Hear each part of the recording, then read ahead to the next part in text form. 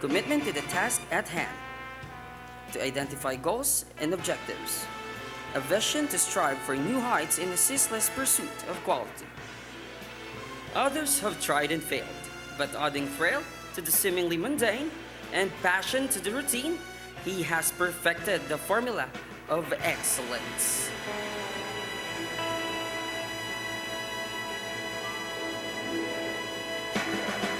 Ladies and gentlemen, let's all welcome the Juran awardee, Dr. Adlai Castigador.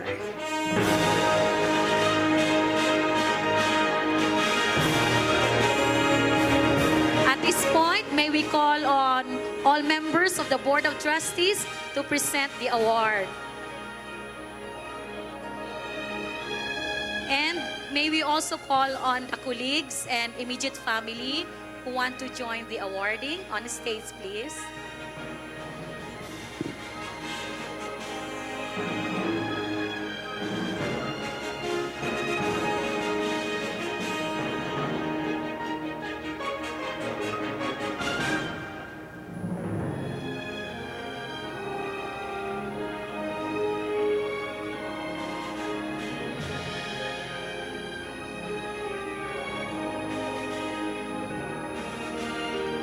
May we call on the Pacocoa family? You can join us.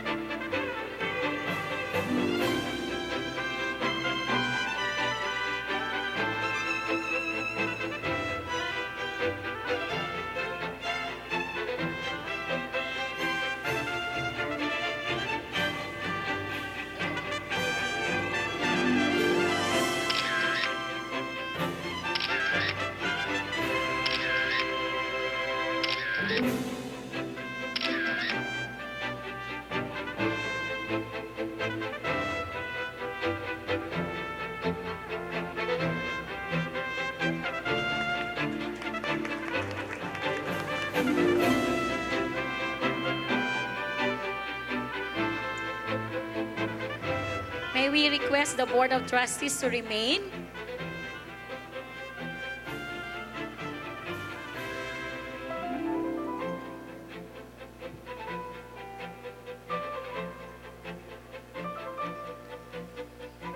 And another very deserving Juran awardee, we have Dr. Peter Laurel. So may we ask also Lyceum family and the immediate family to join us.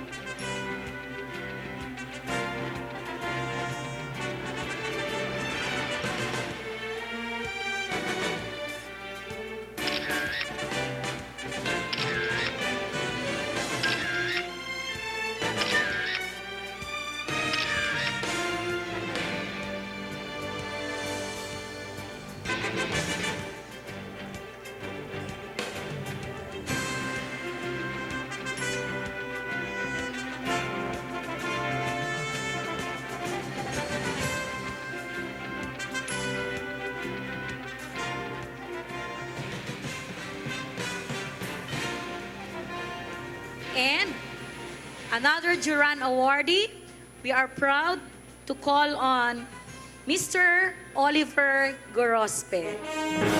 So may we ask the family and the company to join him, receive the award.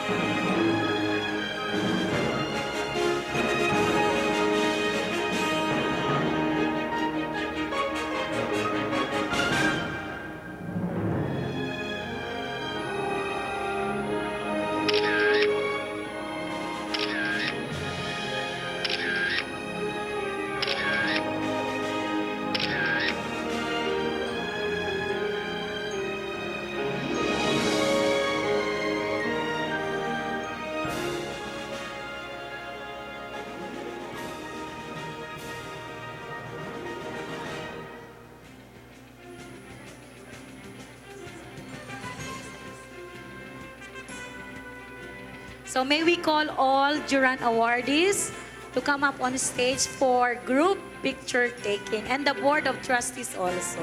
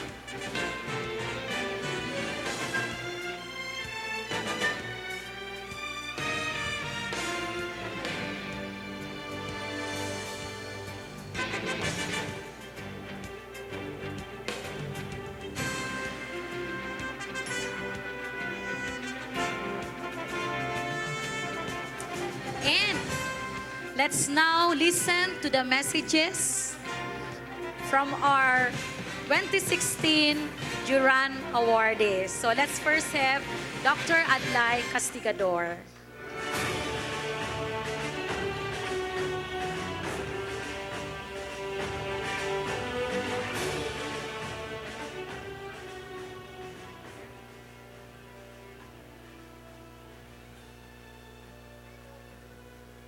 Thank you, Engineer Angie. I should address her, Engineer Angie, because she's an engineer by profession. After watching that video presentation, short video presentation, I believe I am speechless.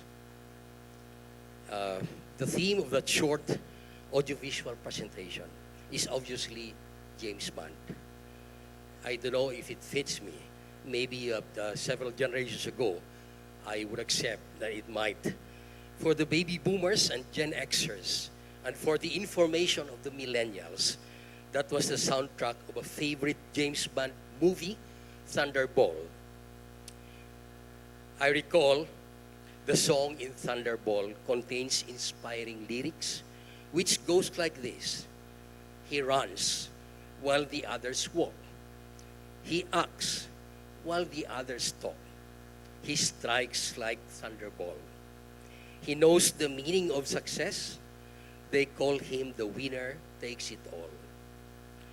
On a personal note and a more serious note, when God created the trees on the third day, He rested. When God created the flowers and the birds on the third day, He rested. When God created quality, nobody rested. Indeed, in schools, offices, industries, and even in families, quality has become a staple. Quality has become indispensable. Why is that so? How important is quality to us? Bergman noted that there is a prevailing belief that society has entered a new environment in which quality plays an increasingly important role. Similarly, A. Aker, an international authority on branding, observed that the most important assets of any business are intangible, such as company name, brands, symbols, and perceived quality. On the other hand, Dr. Joseph Juran, the greatest authority on quality control in the whole world, provide us with a very interesting, albeit out-of-the-box definition of quality. According to Juran, quality has two different meanings that are spelled the same way. Dr. Juran believes that higher quality costs more, but also costs less. So how can that be? How should we reconcile those two seemingly opposing ideas? Juran believes that if you have higher quality, you will have more income, thus more costs, quote unquote. But higher quality, that is less errors, less expenses, cost less. We are inspired by all these realities and definitions of quality. For Pacocoa, it is an understatement to say that we are preoccupied with quality. Pacocoa is passionate about quality. We are a platoon which has demonstrated the capability to work like a brigade. This could be seen in some more important outcomes, such as we have consistent excellent rating in the client satisfaction survey for the past 5 years. Pacocoa has consistently surpassed its targets in terms of the number of accredited programs for the past 5 years by as much as 191% on the average per year. We have highly qualified senior leaders and staffs, outcomes of the scholarship grants that we extended. Pacocoa has maintained its publications on quality assurance, which we call Anthology of Best Practices, for the past 13 years. We have published a research journal on quality assurance for the past 2 years. Majority of colleges and universities, moreover, which were granted autonomous and deregulated status, the highest award from the Commission on Higher Education, are Pacocoa accredited institutions, among other inspiring outcomes. Looking forward, we are inspired by this Juran Quality Medal, and we wish, therefore, to cover more schools in the future so that we can share to them the blessings of quality. The Philippines will enter a demographic sweet spot in 2020, where accordingly 65% of our population will be of working age, which naturally redounds to greater potentials for strong economic growth. Therefore, if we persistently work hard to promote the culture of quality in both the public and private sectors, then there is much hope for us. The Juran Award is a culmination of all the positive outcomes of Pacocoa, but certainly shall not be the end, but must be the beginning of more inspiration and hard work so that we can turn our passion to vocation and client satisfaction to client delight and even to client ecstasy. It comes with great pleasure to receive the Juran Quality Award. I thank the Philippine Society for Quality for recognizing our modest efforts and for being a strong advocate of quality. I also thank the following: the Pacocoa platoon of Board of Directors, accreditors, and staffs, and all the Pacocoa Secretariat staffs for their dedication and for working like a brigade. This award is truly because of you and for you. I thank also our accredited schools, colleges, and universities for trusting me without any doubt. I thank my mentor, the true guru of quality in Pacocoa, for the inspiration and for being the true model of quality, our immediate past chairman and herself a Juran awardee, Dr. Rosita Navarro. I thank my family for their understanding and support. Finally, I thank God for such wonderful blessings. Post-haste, I congratulate the Philippine Society for Quality and its passionate officers for the success of the 28th National Quality Forum. Thank you very much for listening, and congratulations to my fellow awardees.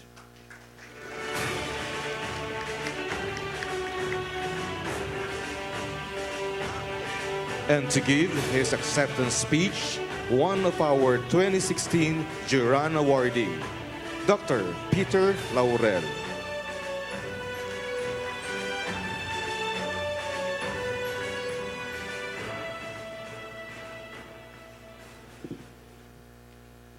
Thank you very much. Good evening, friends, colleagues, ladies and gentlemen. First, I'd like to thank the Philippine Society for Quality for honoring us with the Dr. Joseph Juran Medal. This is a singular honor to have been nominated to receive this award, and this Juran Award I consider to be among the most prestigious because the award embodies what we want all our organizations to have. I'm deeply honored and humbled by the big names of past awardees who are beacons and shining examples of performance excellence and productivity. They are real models to emulate. I would also like to make special mention to our fellow awardee, Dr. Adlai Castigador, together with Mr. Oliver Gorospe. Looking at the names of the awardees, I was mentioning that I'm happy to note that Pakukowa in particular has been recognized.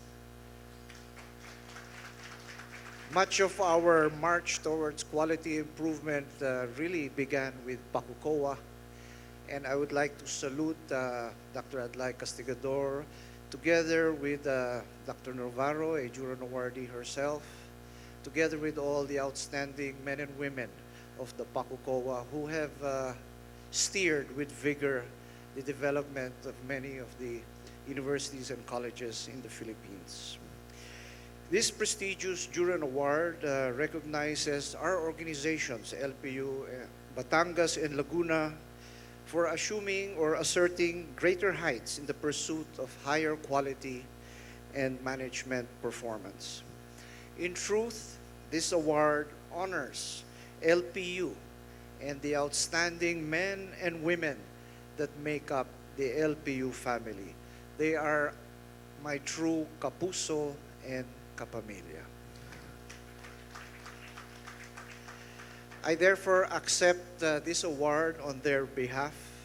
I would not be here tonight without their tremendous effort and the dedication of an outstanding core of our teams, especially in Batangas and Laguna. This award truly belongs to them. When we first set out to excel years ago, we put a very simple target, and that was to provide good quality education for Batangueños so they need not go to Manila in search of good quality education. And so we rode the TQM roadmap and tried to be the first in many awards, nationally and internationally.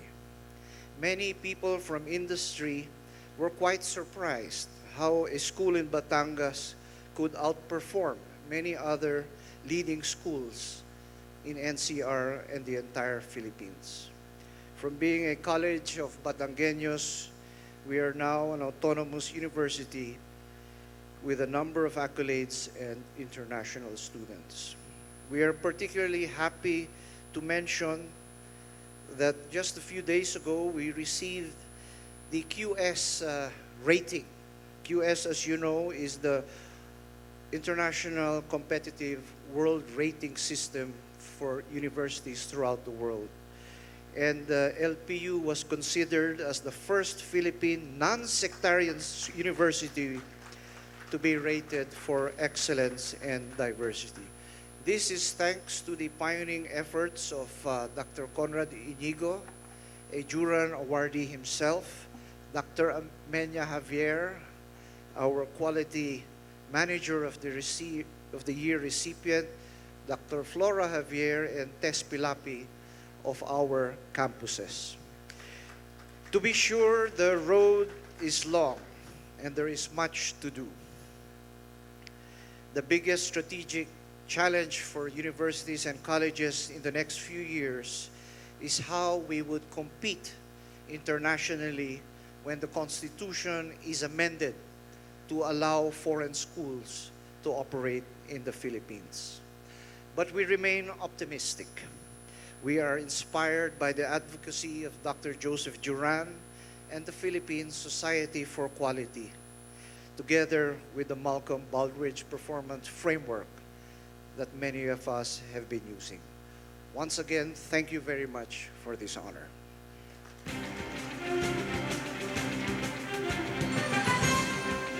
And finally, for his acceptance speech, our other 2016 Juran awardee, Mr. Oliver Gorospe.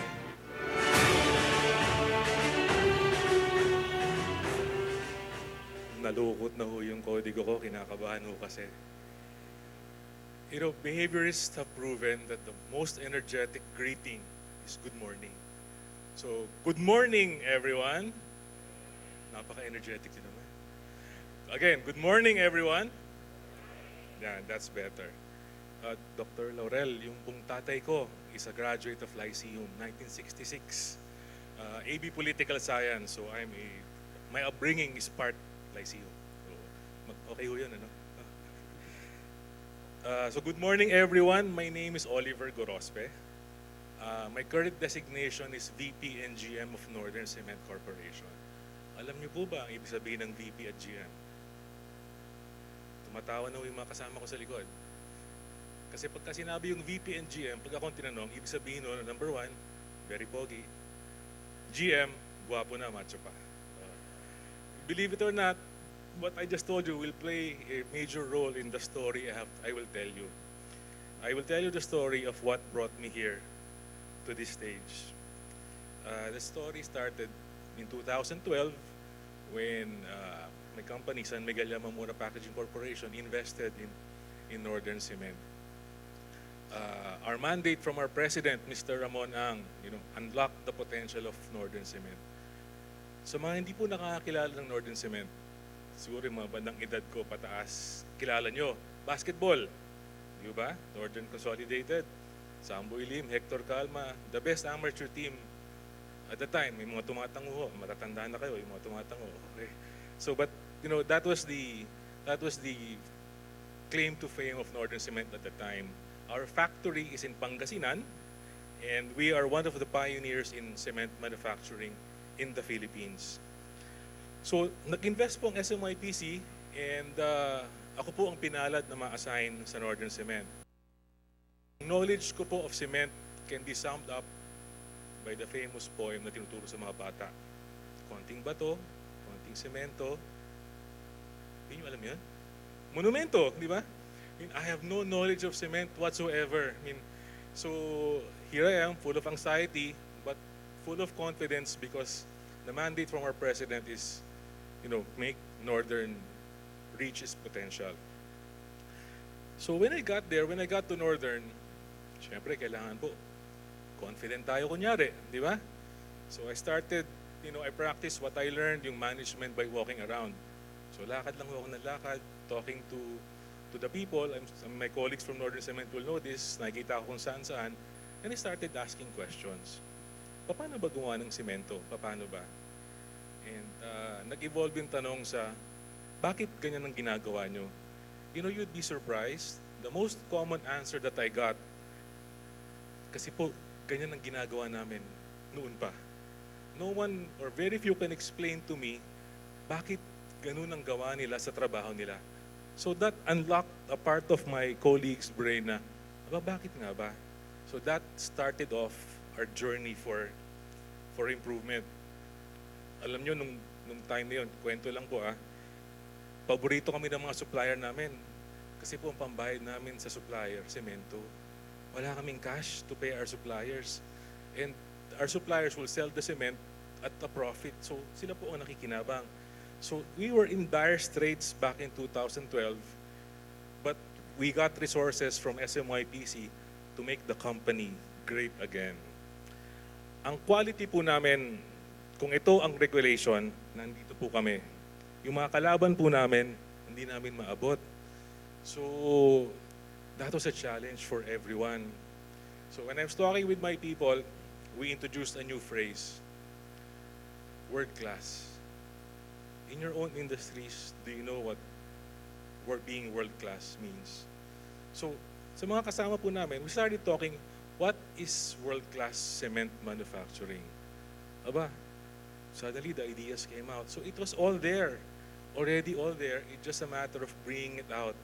So all the people from production to engineering to QA, all departments started telling me, Oliver, dapat ganito tayo. Dapat ganun. Aba, sige. Ngayon na, game na. Gawin na natin yan. So that's how our journey started. And we said, we need to make everything world class. We need to ease the anxiety of our people. So we had to make everything world class. World class uniform, world class compensation. Dapat, di ba? Ano mga kasama? World class ba? Walang sumasagot. O, may pumalakpak po. Scripted po yan. So, world class compensation, world class benefits, world class everything. So we had to show our people that our management, our president, Mr. Ang, is very serious in making everything world-class.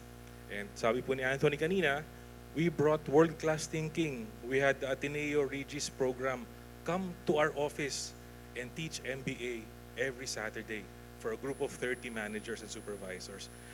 They had their last class session last Saturday, so pag-graduate na po sila. So we will have 30 world-class educated managers that will run the business pag wala na po ako dito. Diba? So the continuity of talent will be assured for the company. And we sent our people technical training, and yung IMR po namin nandito ngayon. Yung IMS po namin we really revived because ang cement companies po are required to be IMS